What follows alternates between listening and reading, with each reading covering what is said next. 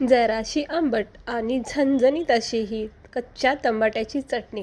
भाजीला काही सुचलं नाही तर अशा वेळेस हे कच्च्या टमाट्याची चटणी नक्की करा. तर कच्चे टमाटे असे बारीक चिरून घ्यायचे, हे बघू शकता. 2 कांदे चिरून घ्यायचे बारीक. त्यानंतर कढईमध्ये तेल तापवून त्यामध्ये 1 चमचा जिरे आणि चिरलेले कांदे परतून घ्यायचे.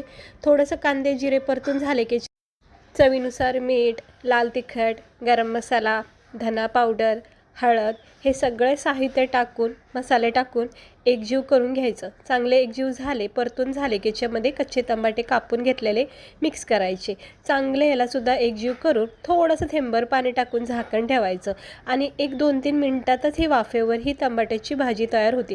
टमाट्याला अजिबात गाळ शिजवायचं नाही. हे बघा, थोडं क्रंचीपणा पाहिजे टमाट्याचा आणि अशी झणझणीत चमचमीत ही टमाट्याची भाजी अगदी 5 मिनटाच्या आत तयार होती. भाजीला काही सुचलं नाही तर अशी ही टमाट्याची भाजी नक्की करून बघा आणि अशीच रेसिपी बघण्यासाठी चॅनलला सबस्क्राईब करा.